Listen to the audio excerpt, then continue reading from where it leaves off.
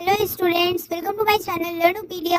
हम लोग स्टार्ट करेंगे आज क्लास 12 सेमेस्टर 3 का एजुकेशन सब्जेक्ट का group B unit 1 inclusive education. तो आइए स्टार्ट करते हैं। तो इंक्लूसिव एजुकेशन का हम लोग इंट्रोडक्शन पढ़ लेते हैं पहले।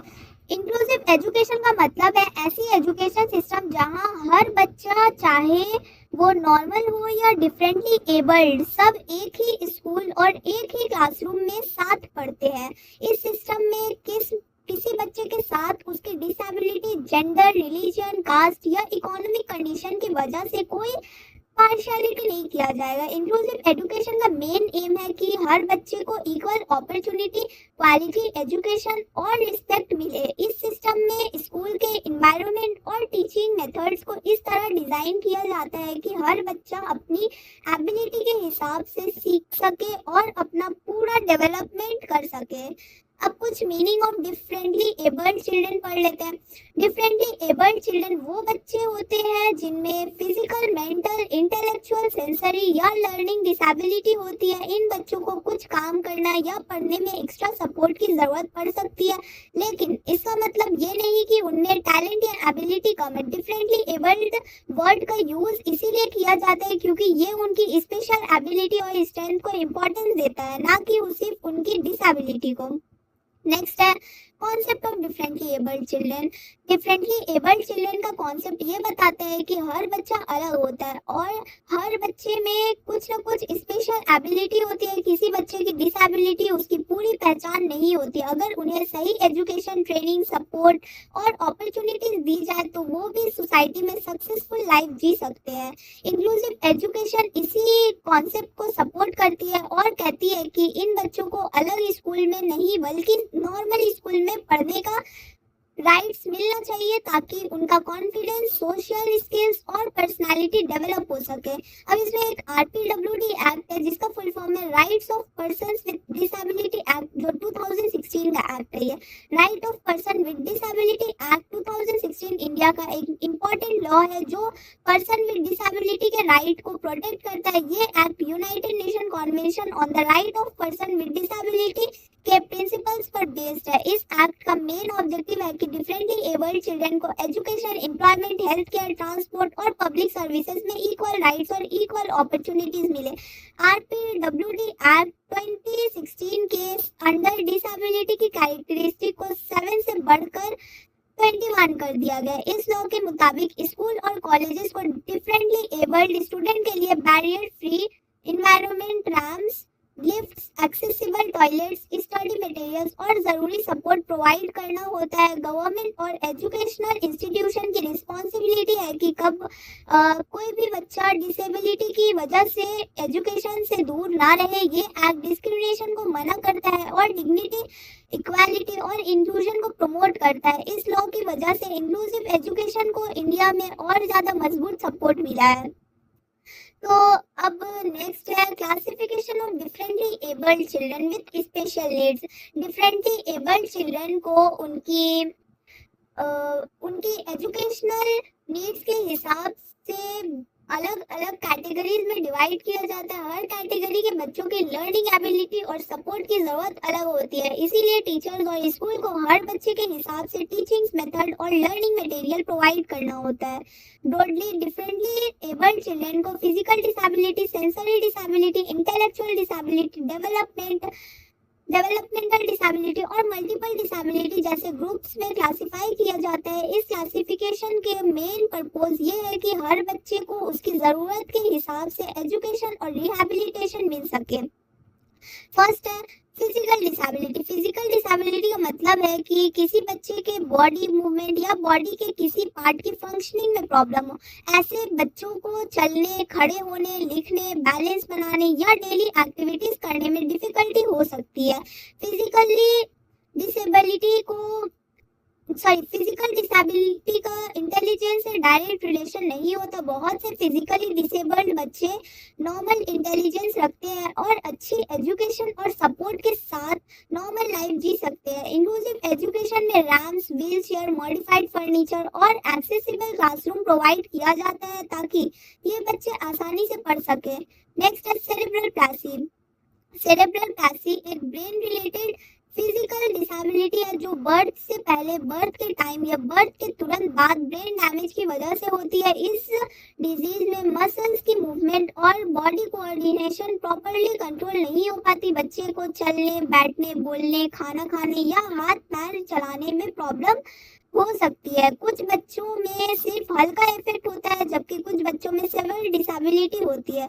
सेरेब्रल पैसी कंटाजियस नहीं होती और टाइम के साथ साथ बढ़ती नहीं है, टाइम के साथ बढ़ता नहीं है, ठीक है, लेकिन लाइफ लॉन्ग कंडीशन होती है। साइकोथेरेपी, ऑक्यूपेशनल थेरेपी और स्पीच थेरेपी से बच्चों की कंडीशन में काफी इंप्रूवमेंट आ सकती है। नेक्स्ट है मस्कुलर डिस्ट्रॉफी। मस्कुलर डिस्ट्रॉफी एक जेनेटिक डिजीज है। इसमें मसल्स जो है वो धीरे धीरे वीक हो जाते हैं। इस डिजीज में मसल्स की स्ट्रेंथ कम होती है रहती है और बच्चों को चलने, दौड़ने, सीढ़ी चढ़ने और डेली एक्टिविटीज करने में प्रॉब्लम्स होने लगती है। ये डिजीज मोस्टली चाइल्डहुड में शुरू होती है और टाइम के साथ बढ़ती रहती है। इसका कंप्लीट और अभी अवेलेबल नहीं है, मतलब कंप्लीट क्योर और अभी अवेलेबल नहीं है, लेकिन मेडिसिन, साइकोथेरेपी और सपोर्टिव केयर से पेशेंट की क्वालिटी ऑफ लाइफ को इम्प्रूव की जा सकती है। नेक्स्ट है progressive neuromuscular disorder. Progressive neuromuscular disorder ऐसी डिजीज का ग्रुप है जिसमें नर्व्स और मसल्स धीरे धीरे वीक होती रहती है। इस वजह से मूवमेंट और मसल्स कंट्रोल कम हो जाता है। टाइम के साथ चलना, बोलना, खाना खाना और ब्रीथिंग भी डिफिकल्ट हो सकती है। इन डिसऑर्डर्स को प्रोग्रेसिव इसीलिए कहा जाता है क्योंकि सिम्टम्स धीरे धीरे बढ़ते रहते हैं। रेगुलर मेडिकल ट्रीटमेंट और साइकोथेरेपी बहुत इंपॉर्टेंट होते हैं। नेक्स्ट है एपिलेप्सी। तो एपिलेप्सी एक न्यूरोलॉजिकल डिसऑर्डर है जिसमें ब्रेन का एबनॉर्मल इलेक्ट्रिकल सिग्नल्स की वजह से रिपीटेड सीजर्स आते हैं। सीजर के टाइम बच्चे कुछ सेकंड्स या मिनट्स के लिए होश खो सकते हैं, बॉडी शेक कर सकती है या अनयूजुअल बिहेवियर्स दिखा सकता है। हर सीजर सेम टाइप का नहीं होता। प्रॉपर मेडिसिन लेने से बहुत से पेशेंट नॉर्मल लाइफ जी सकते हैं। स्कूल में टीचर्स को एपिलेप्सी के बारे में नॉलेज होनी चाहिए ताकि इमरजेंसी सिचुएशन में सही हेल्प दे सके। नेक्स्ट है लोकोमोटर डिसेबिलिटी। तो लोकोमोटर डिसेबिलिटी का मतलब है कि किसी बच्चे को बॉडी मूवमेंट में प्रॉब्लम, परमानेंट प्रॉब्लम हो, ठीक है। ये प्रॉब्लम बोन्स, जॉइंट्स, मसल्स या नर्वस सिस्टम की वजह से हो सकती है। ऐसे बच्चों को चलने, दौड़ने, सीढ़ी चढ़ने या हाथ का यूज करने में डिफिकल्टी होती है। कुछ बच्चे व्हील चेयर्स, क्रचेस या आर्टिफिशियल लिम्स का यूज करते हैं। इंक्लूसिव एजुकेशन में उनके लिए बैरियर फ्री एनवायरनमेंट और असिस्टिव डिवाइसेस प्रोवाइड करना बहुत जरूरी होता है। नेक्स्ट है सेंसरी डिसेबिलिटी। सेंसरी डिसेबिलिटी का मतलब है कि बच्चे के सेंस में प्रॉब्लम हो, मतलब देखना, सुनना या फील करने में प्रॉब्लम हो। इस वजह से बच्चे अपने आसपास की इंफॉर्मेशन नॉर्मल तरीके से रिसीव नहीं कर पाते। सबसे common sensory disability visual disability मतलब देखने की प्रॉब्लम और हियरिंग डिसेबिलिटी मतलब सुनने की प्रॉब्लम है। कुछ बच्चों को टच, स्मेल या साउंड को समझने में भी डिफिकल्टी होती है। ऐसे बच्चों को special teaching method, assistive devices और एक्स्ट्रा सपोर्ट की जरूरत होती है। नेक्स्ट है sensory disability impacting children's perception. Sensory disability की वजह से बच्चा दुनिया को दूसरे बच्चों की तरह एक्सपीरियंस नहीं कर पाता। अगर बच्चा देख नहीं सकता तो उसके लिए पढ़ाई और मूवमेंट मुश्किल हो जाती है। अगर सुन नहीं सकता तो लैंग्वेज और कम्युनिकेशन डेवलप होने में प्रॉब्लम होती है। इसका इफेक्ट लर्निंग, कॉन्फिडेंस और सोशल इंटरेक्शन पर भी पड़ता है। लेकिन प्रॉपर सपोर्ट और इंक्लूसिव एजुकेशन से ये बच्चे भी अच्छा परफॉर्म कर सकते हैं। नेक्स्ट है autism spectrum disorder. Autism spectrum disorder एक न्यूरो डेवलपमेंटल कंडीशन है जो बच्चे एक कम्युनिकेशन, बिहेवियर और सोशल इंटरेक्शन को अफेक्ट करती है। ऑटिज्म वाले बच्चे कभी कभी दूसरों से बात करने में डिफिकल्टी फील करते हैं, आई कांटेक्ट कम करते हैं और सेम एक्टिविटी को बार बार रिपीट करते हैं। हर ऑटिस्टिक बच्चा अलग होता है। कुछ नॉर्मल स्कूल में पढ़ सकते हैं और कुछ को एक्स्ट्रा सपोर्ट की जरूरत होती है। अर्ली डियाग्नोसिस और थेरेपी से काफी इम्प्रूवमेंट होता है। नेक्स्ट है ब्लाइंडनेस एंड लो विजन। तो ब्लाइंडनेस का मतलब है कि बच्चा बहुत कम या बिल्कुल देख नहीं सकता। ऐसे बच्चे ब्रेल, ऑडियो बुक्स और स्क्रीन रीडर्स की हेल्प से पढ़ते हैं। लो विजन, लो विजन का मतलब है कि बच्चे देख तो सकता है लेकिन नॉर्मल विजन से बहुत कम देख पाता है। चश्मा लगाने के बाद भी उनकी विजन कम्प्लीटली नॉर्मली नहीं होती। ऐसे बच्चों को मैग्नीफाई, लार्ज प्रिंट बुक्स और स्पेशल लाइट्स की जरूरत होती है। नेक्स्ट पॉइंट है कैटेगरीज ऑफ विजुअल इम्पेयरमेंट। तो इसका फर्स्ट कैटेगरी है विजन में हल्की प्रॉब्लम होती है, बच्चा स्पेशल सपोर्ट के साथ नॉर्मल एक्टिविटीज कर सकता है, मतलब फर्स्ट कैटेगरी है। बट सेकंड कैटेगरी जो है वो विजन और कम होती है, बच्चे को लार्ज प्रिंट बुक और विजुअल एड्स की जरूरत पड़ती है। थर्ड कैटेगरी में है विजुअल बहुत कम होती है या बच्चा ऑलमोस्ट ब्लाइंड होता है, मतलब कुछ नहीं देख पाता। इस कंडीशन में ब्रेल और असिस्टिव टेक्नोलॉजी की जरूरत होती है। नेक्स्ट है deafness and hearing loss. Deafness का मतलब है कि बच्चा बहुत कम सुन सकता है या बिल्कुल नहीं सुन सकता। हियरिंग लॉस कम्युनिकेशन और लैंग्वेज डेवलपमेंट को अफेक्ट करता है। हियरिंग एड्स, कोचलर इम्प्लांट और साइन लैंग्वेज से इन बच्चों की हेल्प की जाती है। नेक्स्ट है कंडक्टिव हियरिंग लॉस। इस टाइप में साउंड आउटर ईयर या मिडल ईयर से प्रॉपरली पास नहीं होती। ये इन्फेक्शन वैक्स या ईयर प्रॉब्लम्स की वजह से होता है। इसका ट्रीटमेंट कई केसेस में पॉसिबल होता है। नेक्स्ट है सेंसरी न्यूरल हियरिंग लॉस। इस टाइप में जो प्रॉब्लम है वो इनर ईयर या हियरिंग नर्व में होती है। ये परमानेंट भी हो सकती है। हियरिंग एड या कोचलर इम्प्लांट की जरूरत पड़ सकती है। नेक्स्ट है mixed hearing loss. Mixed hearing loss में कंडक्टिव और सेंसरी न्यूरल दोनों प्रॉब्लम्स एक साथ होती है, इसीलिए ट्रीटमेंट भी दोनों प्रॉब्लम्स को ध्यान में रखकर किया जाता है। नेक्स्ट है ऑडिटरी न्यूरोपैथी डिसऑर्डर। इस डिसऑर्डर में ईयर साउंड रिसीव कर लेता है लेकिन ब्रेन तक सिग्नल प्रॉपरली नहीं पहुंचता। इस वजह से बच्चा साउंड सुनता है लेकिन वर्ड्स को क्लियरली समझ नहीं पाता। स्पीच थेरेपी और हियरिंग डिवाइसेस इसमें हेल्पफुल होता है।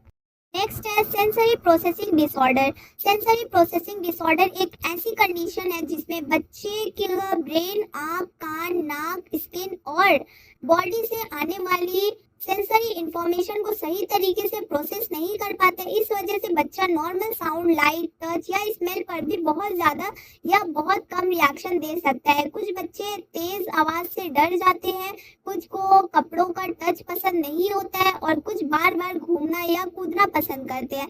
एसपीडी की वजह से पढ़ाई, बिहेवियर और डेली लाइफ एक्टिविटीज इफेक्ट हो सकती है। ऑक्यूपेशनल थेरेपी और सेंसरी इंटीग्रेशन थेरेपी से काफी इंप्रूवमेंट होता है। नेक्स्ट है NDIS, national disability insurance scheme. NDIS Australia की गवर्नमेंट का एक स्पेशल प्रोग्राम है जो डिफरेंटली एबल्ड लोगों को सपोर्ट प्रोवाइड करता है। इस स्कीम का एम है कि डिसेबिलिटी वाले बच्चों और एडल्ट्स को education, therapy, health care, employment और डेली लाइफ के लिए फाइनेंशियल और प्रैक्टिकल सपोर्ट मिले। NDIS के through speech therapy, psychotherapy, occupational therapy, assistive devices और केयर गिवर्स की फैसिलिटी दी जाती है ताकि डिफरेंटली एबल्ड लोग इंडिपेंडेंट लाइफ जी सके। नेक्स्ट है causes and contribution factors of sensory disability beyond vision and hearing. Sensory disability सिर्फ आंखों और कानों की प्रॉब्लम की वजह से नहीं होती, इसके पीछे कई दूसरे रीजंस भी हो सकते हैं। प्रेगनेंसी के time infection, poor nutrition, premature birth, brain injury, genetic disorder, accidents और नर्वस सिस्टम की प्रॉब्लम्स और इन्वायरमेंटल फैक्टर सेंसरी डिसेबिलिटी का रीजन बन सकते हैं। कभी कभी ब्रेन सेंसरी इंफॉर्मेशन को सही तरीके से प्रोसेस नहीं करता जिसकी वजह से बच्चे को सेंसरी प्रॉब्लम्स होती है। नेक्स्ट है डेवलपमेंटल डिसेबिलिटीज। डेवलपमेंटल डिसेबिलिटीज वो कंडीशन है जो बच्चे के फिजिकल, मेंटल, लैंग्वेज, लर्निंग या सोशल डेवलपमेंट को अफेक्ट करती है। ये प्रॉब्लम जनरली चाइल्डहुड में ही शुरू हो जाती है और लाइफ लॉन्ग रह सकती है। अर्ली डियग्नोसिस, थेरेपी और इंक्लूसिव एजुकेशन से इन बच्चों की एबिलिटीज को काफी इम्प्रूव किया जाता है। नेक्स्ट है ऑटिज्म स्पेक्ट्रम डिसऑर्डर। तो ये एक न्यूरो डेवलपमेंटल डिफरेंस भी है। ऑटिज्म एक न्यूरो डेवलपमेंटल डिफरेंस है। इसका मतलब है कि ऑटिस्टिक बच्चों को ब्रेन इंफॉर्मेशन को दूसरे लोगों से अलग तरीके से प्रोसेस करता है। इसीलिए उनका बिहेवियर, कम्युनिकेशन और लर्निंग स्टाइल भी अलग होता है। ऑटिज्म कोई डिजीज नहीं है और ना ही इन किसी की गलती की वजह से होता है। सही सपोर्ट और थेरेपी के साथ ऑटिस्टिक बच्चे भी अपनी एबिलिटीज का एबिलिटीज के हिसाब से सक्सेसफुल लाइफ जी सकते हैं। नेक्स्ट है down syndrome, genetic condition. Down syndrome एक जेनेटिक कंडीशन है जो क्रोमोसोम की प्रॉब्लम की वजह से होती है। नॉर्मली इंसान के पास 46 क्रोमोसोम्स होते हैं, लेकिन डाउन सिंड्रोम में क्रोमोसोम 21 की एक एक्स्ट्रा कॉपी होती है। इस वजह से बच्चे की फिजिकल ग्रोथ और मेंटल डेवलपमेंट डिले होती है।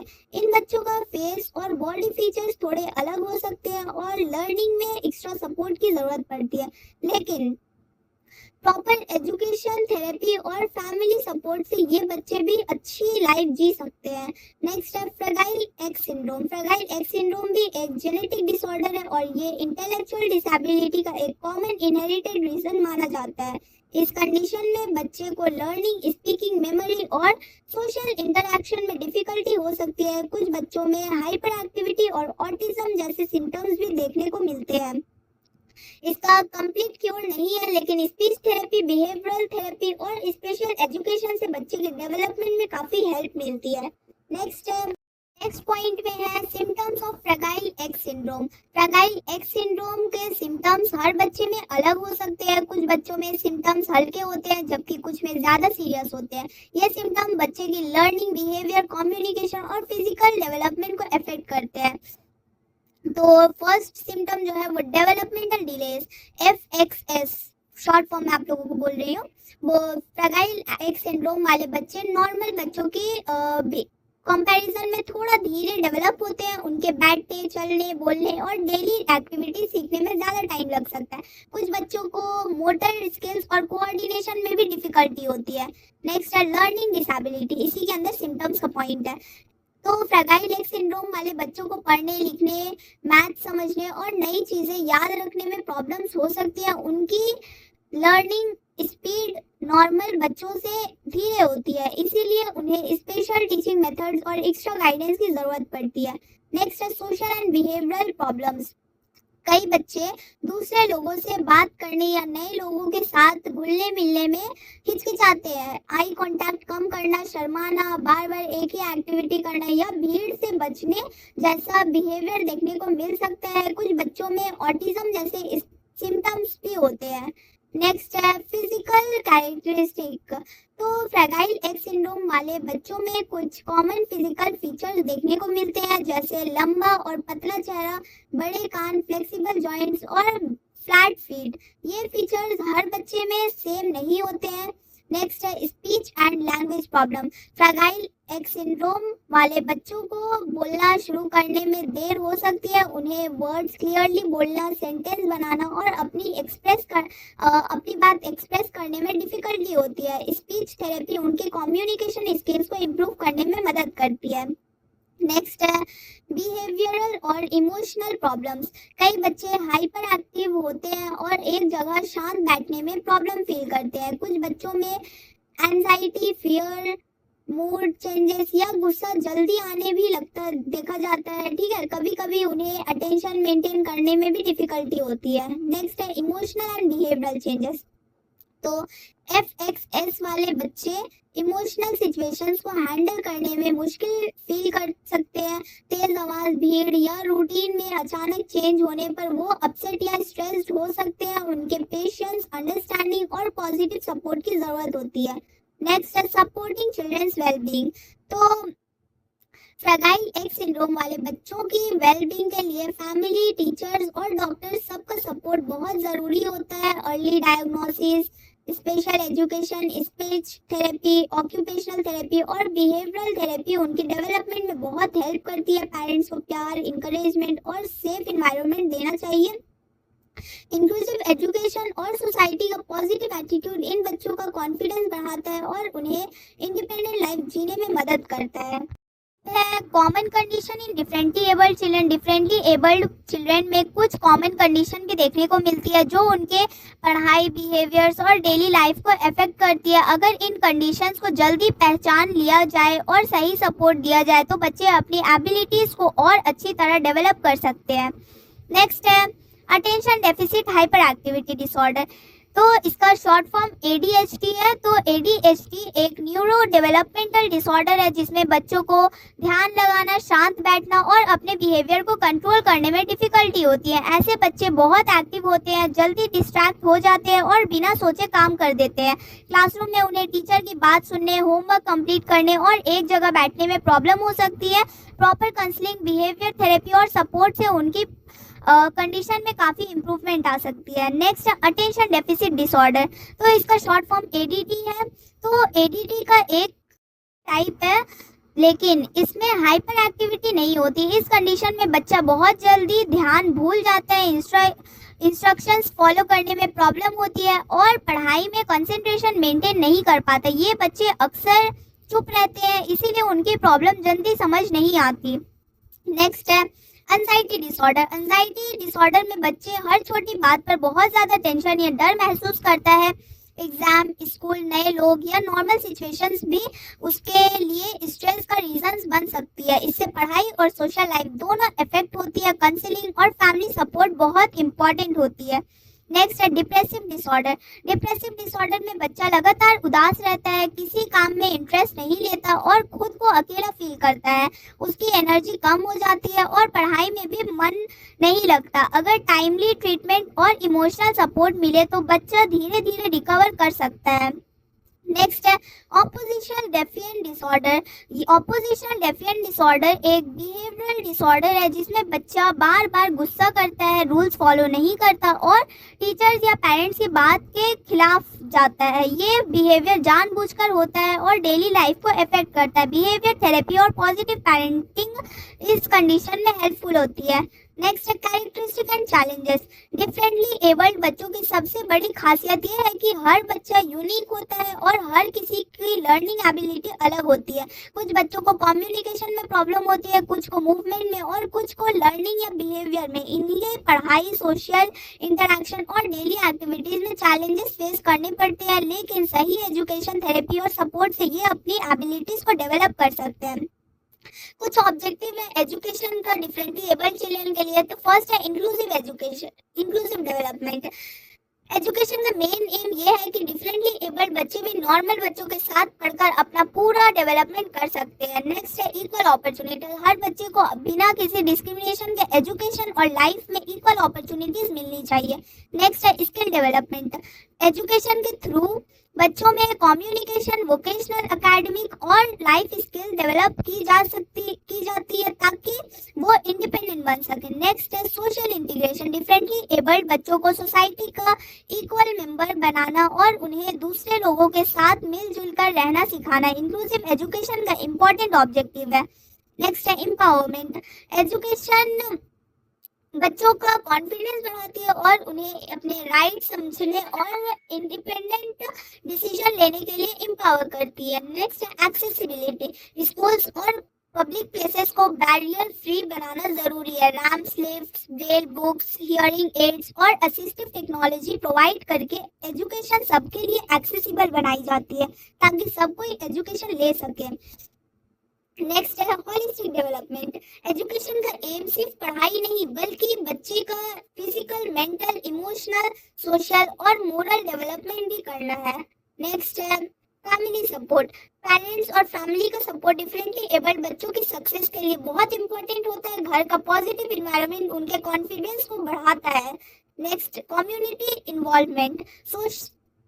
सोसाइटी, स्कूल, फैमिली और कम्युनिटी सब मिलकर डिफरेंटली एबल्ड बच्चों को एक्सेप्ट करे और सपोर्ट करे, इससे इंक्लूसिव सोसाइटी बनती है। नेक्स्ट है ट्रांजिशन प्लानिंग। ट्रांजिशन प्लानिंग का मतलब है बच्चे को स्कूल से higher education, vocational training, employment और इंडिपेंडेंट लाइफ के लिए पहले से प्रिपेयर करना। इस प्लानिंग से बच्चा फ्यूचर में आसानी से सोसाइटी और वर्क प्लेस में एडजस्ट कर पाता है। नेक्स्ट पॉइंट है specific educational strategies for differently abled children. Differently abled children को पढ़ने के लिए नॉर्मल टीचिंग मेथड्स हमेशा काफ़ी नहीं होती। हर बच्चे की डिसेबिलिटी और लर्निंग स्टाइल अलग होती है, इसीलिए टीचर्स को उसके हिसाब से टीचिंग स्ट्रैटेजीज यूज करनी पड़ती है। इंक्लूसिव क्लासरूम में एम ये होता है कि हर बच्चा आसानी से समझ सके, पार्टिसिपेट करे और अपनी एबिलिटी के हिसाब से प्रोग्रेस करे। फॉर स्टूडेंट विद इमोशनल और बिहेवियरल डिसेबिलिटी, जिन बच्चों को इमोशनल या बिहेवियरल डिसेबिलिटीज होती है उन्हें पढ़ाई के साथ इमोशनल सपोर्ट की भी ज़रूरत होती है। टीचर्स को उनके साथ पेशेंस और पॉजिटिव बिहेवियर रखना चाहिए। उन्हें डांटने या पनिश करने के बजाय इंकरेज करना चाहिए। क्लासरूम का एनवायरनमेंट काम, फ्रेंडली और सपोर्टिव होना चाहिए ताकि बच्चा सेफ फील करे और अपनी फीलिंग्स एक्सप्रेस कर सके। नेक्स्ट है behavioural intervention plan. Behavioural intervention plan एक स्पेशल प्लान होता है जो बच्चों का नेगेटिव बिहेवियर को इम्प्रूव करने के लिए बनाया जाता है। इसमें टीचर और पेरेंट मिलकर प्रॉब्लम बिहेवियर का रीजन समझ सकते हैं और उससे सुधारने के लिए पॉजिटिव टेक्निक्स यूज करते हैं। गुड बिहेवियर पर रिवॉर्ड और अप्रिसिएशन दिया जाता है जिससे बच्चे धीरे धीरे अच्छी हैबिट्स डेवलप करते हैं। नेक्स्ट है social skill training. Social skill training का पर्पस बच्चे का दूसरे के साथ बात करना, टीम वर्क करना, रिस्पेक्ट देना और फ्रेंडशिप बनाना सिखाना है। इस ट्रेनिंग से बच्चा क्लासरूम और सोसाइटी में अच्छे से एडजस्ट कर पाता है और उसका कॉन्फिडेंस भी बढ़ता है।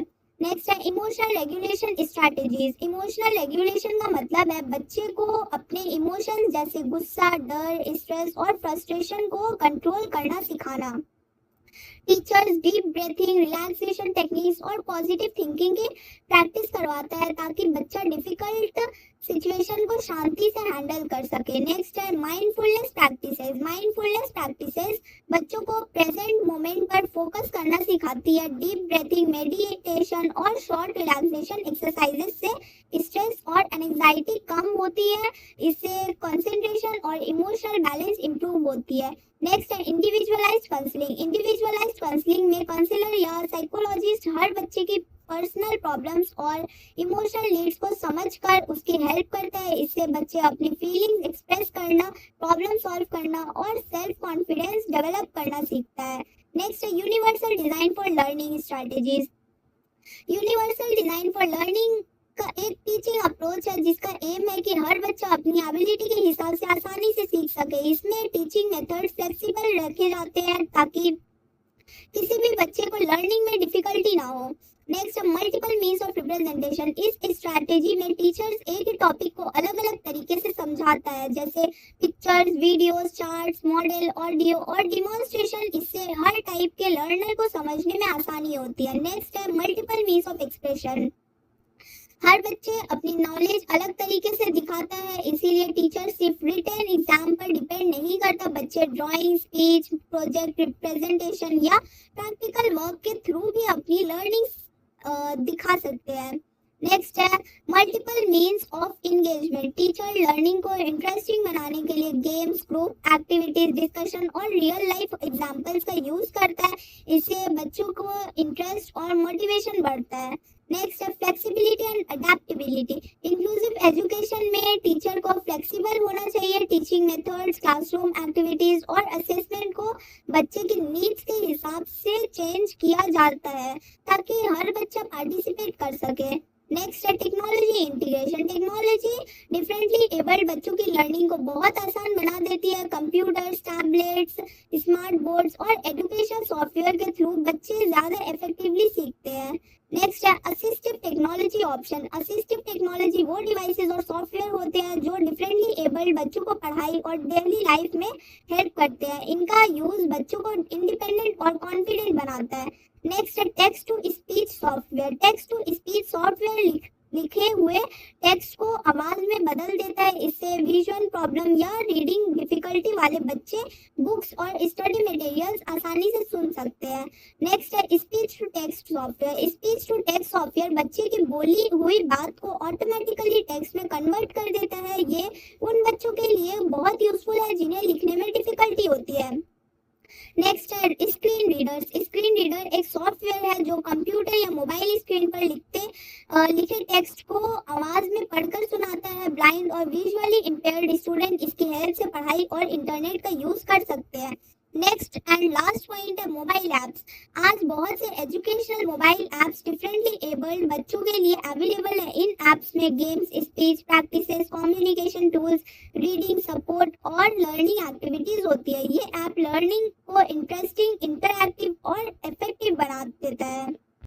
अगर इस चैप्टर से रिलेटेड आप लोगों को कोई डाउट हो तो आप लोग कमेंट में मुझसे पूछ सकते हैं, या आप लोग मेरे टेलीग्राम चैनल पे आप लोग मुझसे पूछ सकते हैं।